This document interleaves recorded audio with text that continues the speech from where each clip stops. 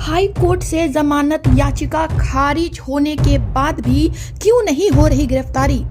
IICC के accountant Ismail Qadri की आरोपी ने 18 सालों का तोड़ा भरोसा, लगभग 10 लाख का घपला कर फरार हो गया ऑफिस से।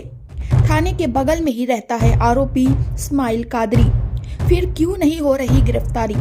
6 महीने से ज्यादा हो चुका वारंट निकले हुए, फिर भी पुलिस प्रशासन है मौन। आरोपी घर में मना रहा बर्थडे पार्टी, आखिर प्रशासन को किसका है डर। आपके साथ जो घटना घटी है, क्या कुछ घटनाएं हैं और क्या ऐसा लगता है कि आपको प्रशासन से सपोर्ट नहीं मिला? पूरा विस्तार से बताइए। हमारे यहाँ एक बंदा था जो रिसेप्शन में भी बैठता था और अकाउंटेंट भी हमारे यहाँ था, इस्माइल कादरी उनका नाम है। और मेरे यहाँ 18 साल उन्होंने काम किया। मैं थोड़ा विस्तार में जा रहा हूँ और उन पे इतना ट्रस्ट हो गया था और मैं हमेशा बेटा ही बोला उनको, कभी भी मैंने नाम लेके भी नहीं पुकारा। जिससे सारे स्टाफ बोलते भी थे कि आप इतना प्यार इसे क्यों करते हैं। तो हमने कहा इतने दिन हमने गुजारे हैं इनके साथ, एक ट्रस्ट बन जाता है। तो मैंने उन पे विश्वास रखा और कभी मैंने हिसाब नहीं लिया। एक बार वो बीमार पड़े तो मैंने खुद से अकाउंट देखना शुरू किया। अगर वो बीमार नहीं पड़ते तो आज शायद हम इंटरव्यू नहीं दे रहे होते उस मैटर पे। तो मैंने खुद से अकाउंट देखा तो बहुत सारी चीज़ें अटपटा थी उसमें, जो बड़ा था कि कन्विंस नहीं हो पा रहे थे कि आखिर ये ट्रांजैक्शन कैसे हुआ है। तो कुछ मैंने उसमें जांच पड़ताल शुरू किए। कुछ बच्चे स्टूडेंट्स, क्योंकि हमारा इंस्टीट्यूशन चलता है, तो पता चला कि कुछ इंस्टीट्यूट के जो स्टूडेंट्स हैं उनके डायरेक्ट अपने अकाउंट में वो मंगा लेना, किसी को रिसीट, फॉल्स रिसीट बना के दे देना, किसी का कैश में ले लेना और एंट्री डाल देना। तो ये सब चीज़ें खुल के आई सामने। तो मैंने उनको फ़ोन भी किया कि भाई ऐसा ऐसा है बेटा, थोड़ा सा आ जाओ, थोड़ा सा हमें हिसाब मिल नहीं रहा है। तो वो नहीं आया अल्टीमेटली, क्योंकि उनको एहसास हो गया होगा कि शायद चोरी पकड़ी गई है। तो उसके बाद मैंने 1 महीने का और टाइम दिया उनको कि आप आ जाओ। लास्टली वो आया नहीं। तो मैंने 2 महीने बाद फिर फ़ोन किया कि बेटा आओगे नहीं तो फिर कैसे होगा, ये बड़ा अमाउंट है। तो उन्होंने कहा और मुझे धमकी दिया। वो बंदा जो मेरे साथ 18 साल रहा है, उन्होंने कहा कि लगता है कि आप केस करने के मूड में, खुद से बोल रहा है, अगर केस करना है तो कर लीजिए और हम भी आपको देख लेंगे। वो कहीं ना कहीं वो अंदर ही कोई किसी चीज़ को रंजिश मान के बैठा था क्या? जी, रंजिश नहीं। वो जो है ना स्मूथली चल रहा था, पैसे चोरी कर रहा था, उसकी चोरी पकड़ी गई तो फिर तो वो यहाँ आने के इसमें था नहीं। तो वो उन्होंने कहा कि नहीं सर ऐसा है कि हम तो आ नहीं पाएंगे और जो भी आपको लगता है कि कुछ गलत सलत हुआ है, हम कहे गलत सलत हुआ, हम तो तुमको बुला रहे हैं मिलने के लिए, वो हम कुछ नहीं कर पाएंगे और आपको केस करना है तो कर दीजिए, मैं भी आपको देख लूँगा। और मारने की भी धमकी दिया उस बंदे ने जिसको 18 साल मैंने पाला है। मतलब देखा जाए तो कि पहले से ही उसने सारा कुछ सेट कर रखा था कि जब आपका किसी दिन कॉल आएगा तो उसको क्या कहना है। क्योंकि उन्होंने बड़ा फ्रैंकली इस चीज़ का जवाब दिया। मतलब मैं शॉक्ड हो गया कि कोई ऐसा बच्चा बोल रहा है जो सामने से मैंने जो है जिसको 18 साल रखा है। अब मैं थोड़ा सा बोल रहा कि तो फिर मैं गया, सिटी एसपी साहब थे सौरभ जी, उनके पास मैं गया कि ऐसी ऐसी बातें हैं। तो उन्होंने कहा कि आप FIR कर सकते हैं। तो फिर उन्होंने लोअर बाज़ार थाने में फ़ोन किया कि हमारे उनके साथ काफ़ी हमने प्रोग्राम वगैरह में फंक्शन में रहे थे। तो बहुत ही स्मूथली वो FIR हमने दर्ज कराया, सब कुछ हुआ, चार्जशीट बने, 10-15 बच्चे का यहाँ स्टेटमेंट भी लिया गया और स्टेटमेंट में सारी चीज़ें खुलासा थी, क्योंकि कोई चीज़ में छुपा हुआ नहीं था। बहुत विस्तार से उसमें ट्रांजैक्शन दिख रहा है, उसके अकाउंट में मंगाया गया तो अकाउंट में बहुत सारे ट्रांजैक्शन दिख रहे हैं। तो हमने केस किया। उसके बाद तुरंत सिविल कोर्ट ने कहा, उसके बाद 2-3 ही इस पे जो है डेट पे उन्होंने उसका खारिज कर दिया कि आप सरेंडर कर दो। ये सरेंडर की जो इनकी तारीख है वो मैं डिटेल आपको दे दूंगा। 2021 में ही सरेंडर करने के लिए बोला गया था और उसके बाद जो है फिर लॉकडाउन की वजह से काफ़ी लेंदी रहा। फिर यहाँ से सरेंडर कर तो फिर उन्होंने हाई कोर्ट में अप्लाई किया। ऑब्वियसली किया करता है कि चलो कहीं से बचाव हो जाए। तो हाई कोर्ट ने पहले ही डेट में, मैं गया भी नहीं, पहले ही डेट में पता चला कि उसको हाई कोर्ट ने रिजेक्ट कर दिया कि नहीं आप दोषी हैं, आप सरेंडर कीजिए। फिर उसके बाद फिर सिविल कोर्ट में मामला आ गया कि भाई इसको क्या, उसमें भी 4 महीने 5 महीने 1 साल मैं कम से कम 50 बार दौड़ चुका हूँ वहाँ। जो दोषी है हो सकता है 2 बार भी नहीं आया हो, मगर मैं 50 बार।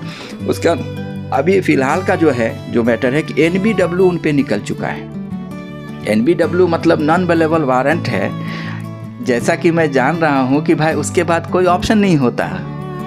और बड़ी ताज्जुब की बात है कि मैं थाने में कम से कम 10 बार जा चुका हूँ।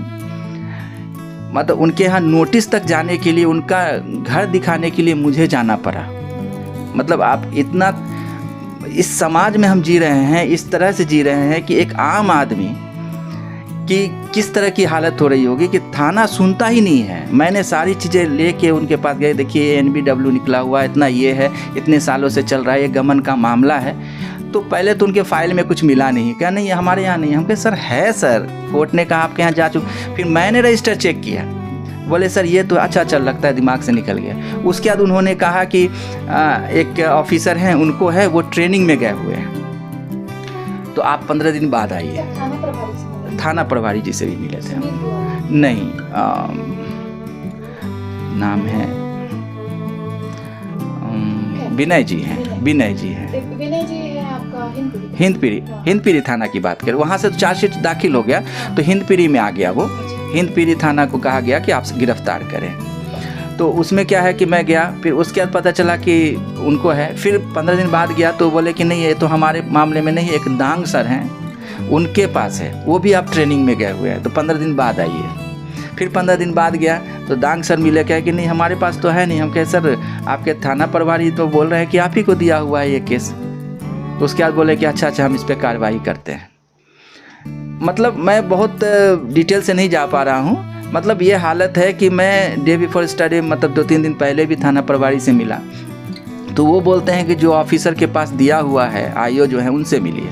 आईओ से जब मैं बात करता हूँ बोलते हैं कि थाना इंचार्ज को बोलिए, तब ना हम पे प्रेशर बनेगा। मतलब ये हालत है। और पता चल रहा है क्योंकि वो बंदा जो हमारे यहाँ से गमन किया है, वो जो है कॉमन बहुत सारे फ्रेंड हैं हमारे, जो उसको भी जान रहे हैं। 10 दिन पहले वो बर्थडे मना रहा है अपने बच्चे का अपने घर में, मोहल्ले वाले को इनवाइट करके।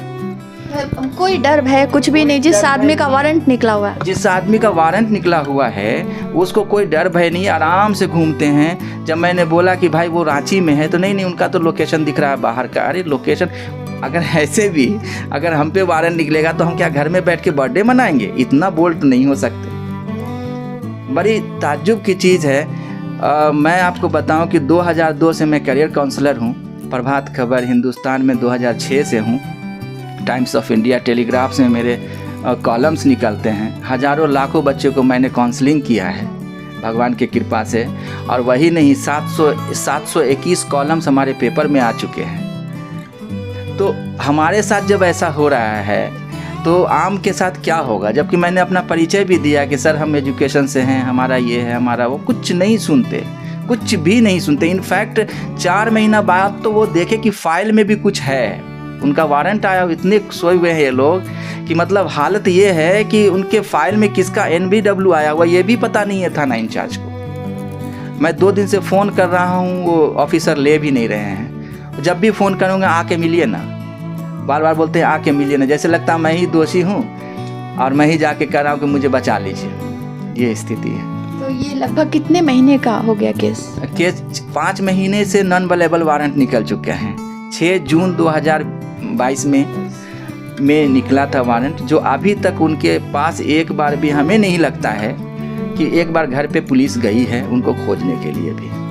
एक बार बोले कि हम लोग गए थे, उनकी वाइफ बोली वो तो यहाँ, वाइफ बोली मेरे पास फ़ोन नंबर नहीं है। देखिए ऐसे एक्सक्यूजेज हैं। आपको क्या लगता है कि जो प्रशासन की जो इतनी लचर व्यवस्था है, किसको दोषी मानेंगे आप?